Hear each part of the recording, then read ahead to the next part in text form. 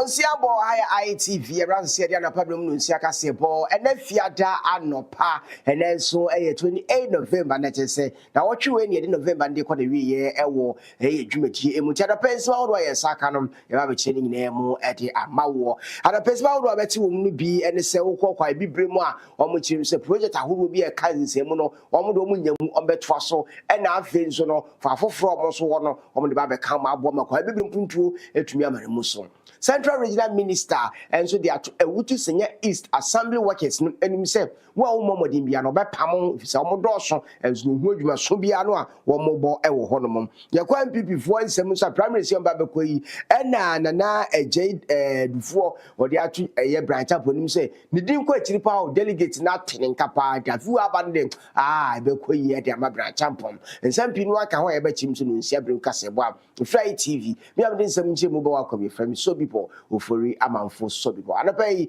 the bread and some no and chechimu and fa amount. Yet somebody na Central Regional Minister Honorable Ochere Ekwopenyi Eduamwa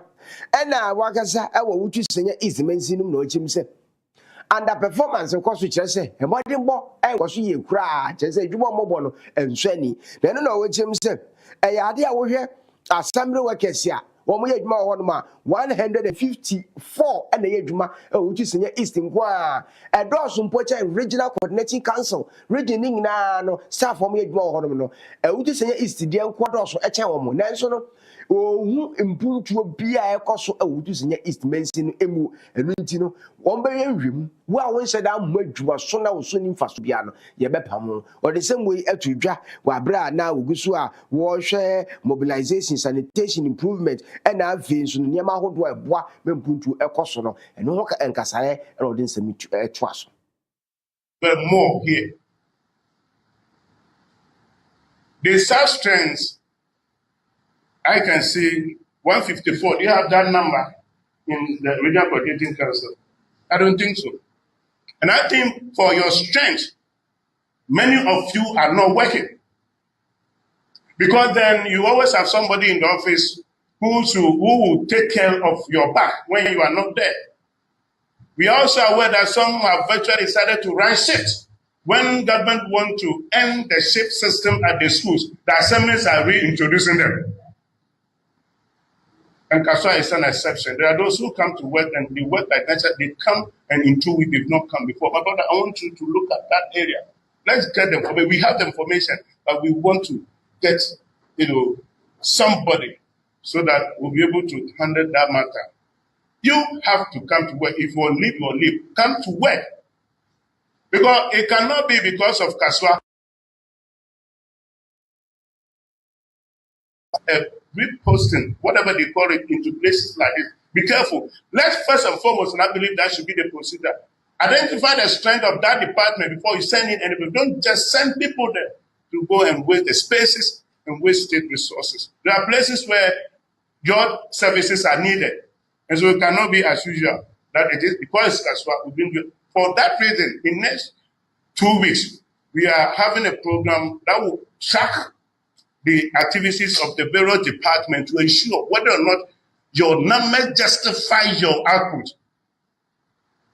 So the heads of department put it down. We are going to do that. We have a way of going to do that, and that will mean that where we find some of you are not needed,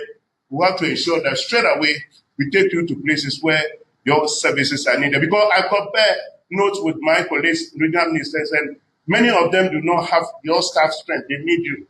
And so very soon, some of you will have to go. In fact, by force. We are not going to negotiate with you because we cannot keep you here while other part of this nation is suffering. We cannot do that. Now, if you do not want to go, tell us why you should be here. And that must come out of your output.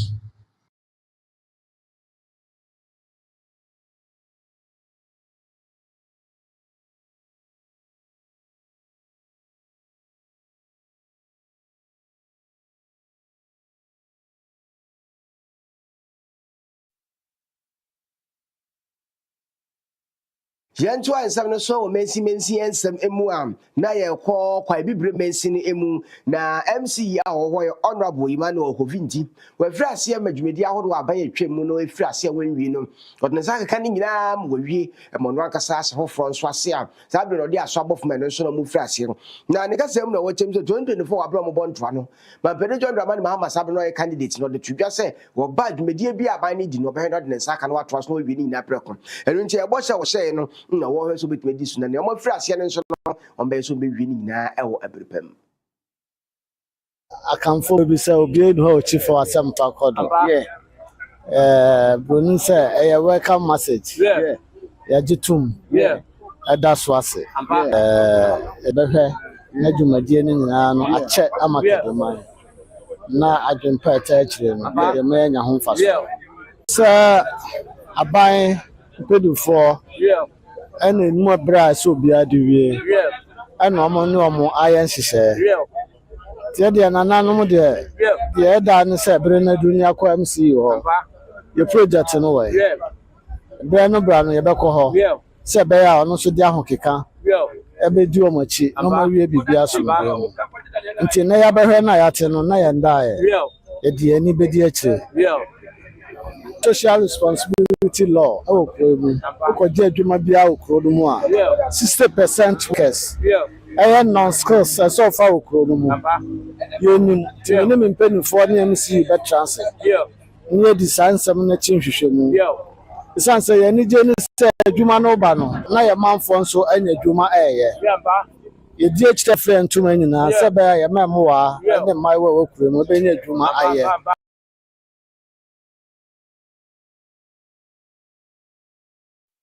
to ansam no so na yanko anim onsam ahofro mu a former deputy minister ewo Bono East region emu yawaje dufo na sadri wo bo Dr. Brian Champo chidom ye pa no chim se nsam ahofro Brian Champo ka ne kire se papa obedi ma pani a obebo Ghana ye pa no na oka kire Dr. Brian Champo se nukura ne wudi nkwa anim wudi nkwa chi pa Ghana fo bibiri na ate wonka timi wogidie se afia ba ye kwakoto ana se afia besimi aba ye beto de ama wo no de Dr. Brian Champo obedi nkunim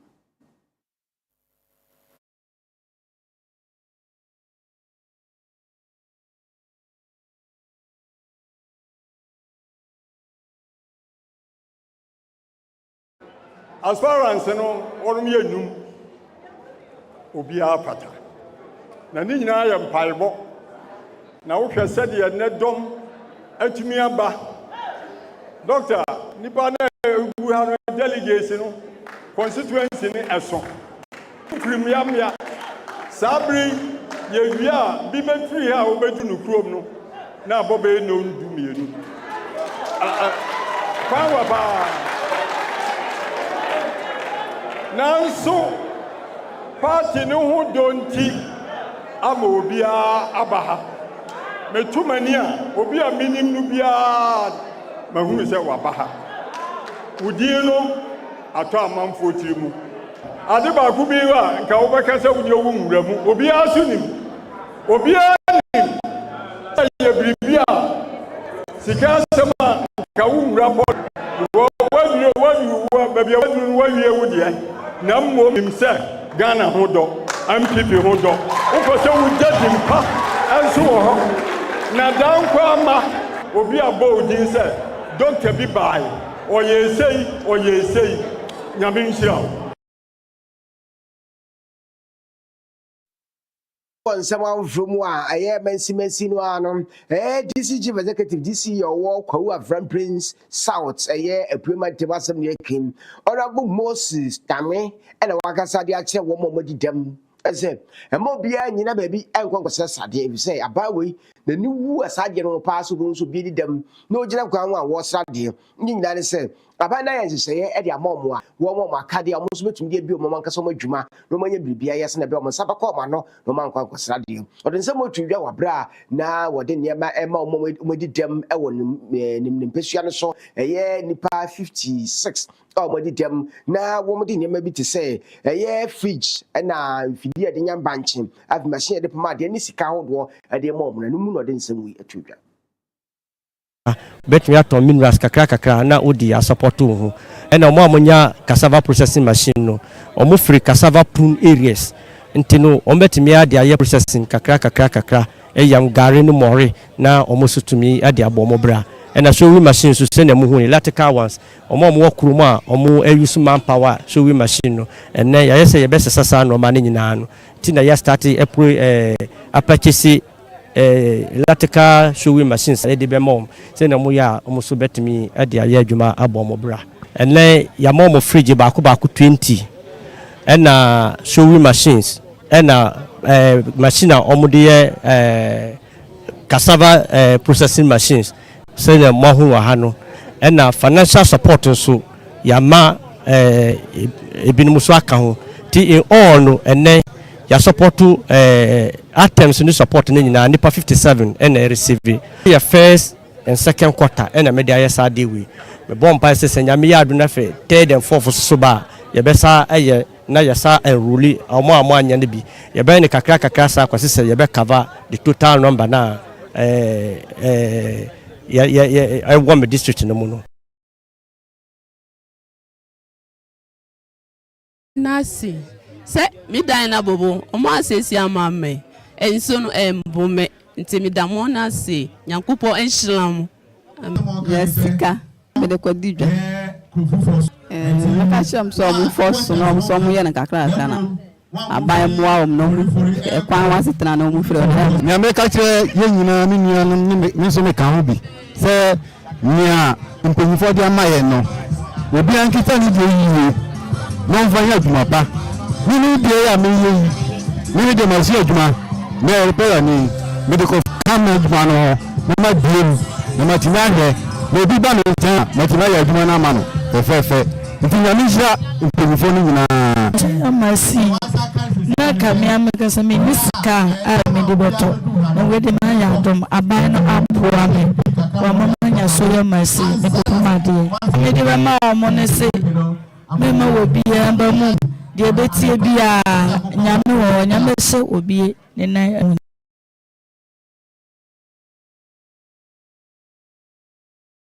so na beto dwa se pandaya konwa no eye Tamale court wa nom asese akonya no adampan bie ni wonmo ye mrese betwa ani ewo so na no na sabrem na se betwem kasamafo agban Summanakinford Bagban asafa no de atodwa se aye ntem do so bi beka se eye honorable Matthew Nyandam sabre no ontumi eye ne ho so ye mrese betwani wo mrese betwem wo se da bi ogusu aye mrese betwani obekọ so aye mrese betwani because court na di rule na ba but o manga sa wodo munum se nkunim die ba intel results no court nyentoma o mo wodo munum se sa beni no ye mrese betwani wo pandai no ogusu aye mrese betwani. In addition to the above, should Honorable Nyandam exercise his right of appeal, such as an application under Rule 27(1) of CI 19, it may impose a further suspension on the enforcement of the judgment until the application is determined by the appropriate court. This rule appears to prevent the subject matter of the appeal from being altered or prejudiced while the appeal processes are pending. Therefore, before the initial 7-day statutory stay, the filing of a stay application may yet introduce an additional layer that may prevent changes to the member status within the meaning of Article 97 and 99 of the Constitution. The House's attention is also brought to Article 105 of the 1992 Constitution, which provides that a person who sits or votes in Parliament, and I quote, knowing or having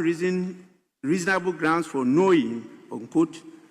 that he is not entitled to do so commits an offense.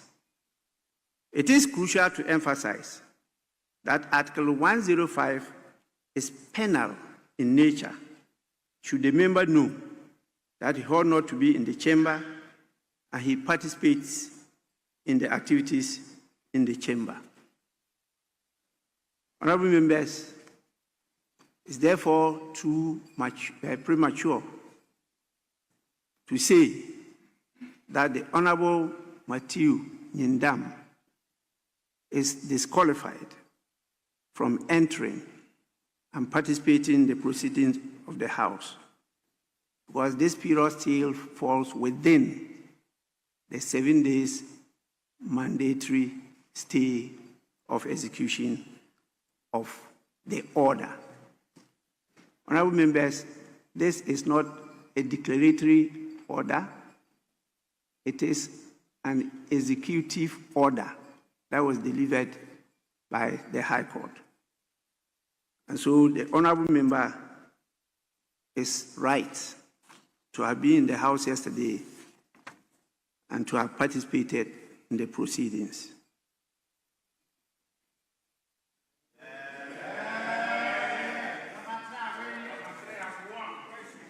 Honorable members, as I indicated,